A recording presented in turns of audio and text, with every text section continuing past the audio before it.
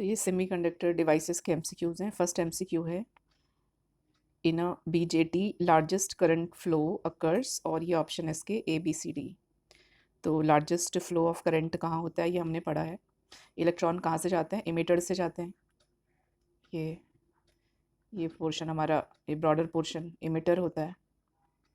Highly doped portion ये base, thin और lightly doped, and again this is collector.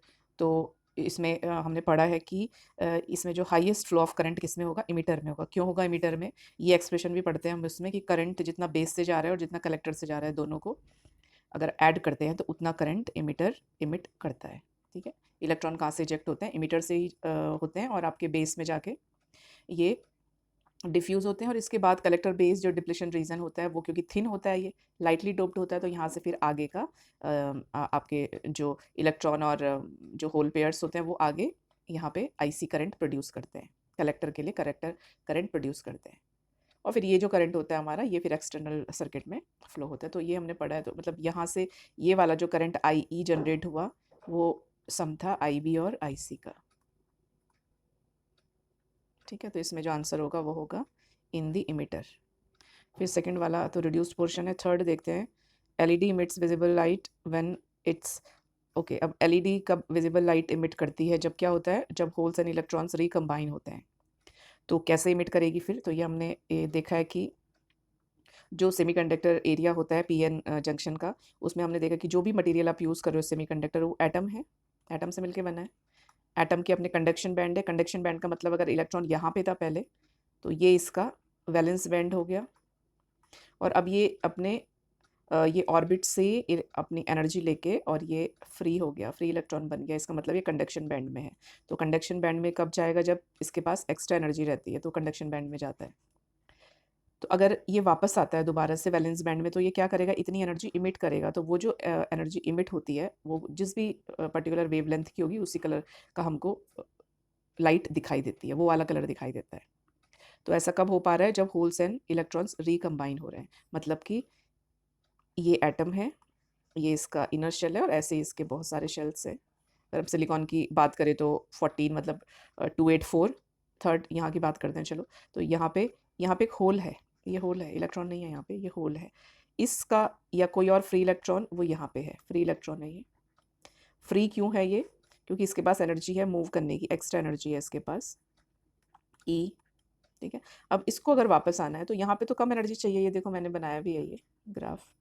तो valence band energy axis है ये, energy axis मतलब ऊपर की तरफ जा रहे हैं, तो इंक्रीज हो रही है एनर्जी। तो यहाँ पे लो एनर्जी है, वैलेंस बैंड में लो एनर्जी रहेगी और कंडक्शन बैंड में हाई एनर्जी रहेगी। ठीक है।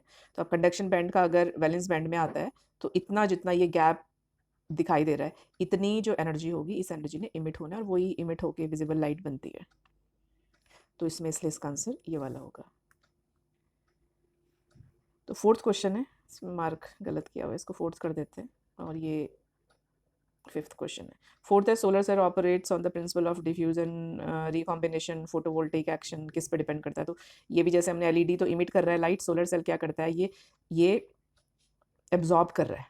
तो इसमें जब फोटॉन्स फॉल हो रहे हैं उस प्लेट के ऊपर, तो वो क्या कर रहे हैं? इलेक्ट्रॉन्स जनरेट कर रहे हैं। उन इलेक्ट्रॉन्स को हम कहते हैं photo generated electrons. Electrons generate होंगे, फ्री इलेक्ट्रॉन्स, तो होल्स भी होंगे, क्योंकि इलेक्ट्रॉन जो इजेक्ट होंगे वो किसी अपने स्पेस से होंगे। इस एम्प्टी स्पेस को ही हम होल कहते हैं।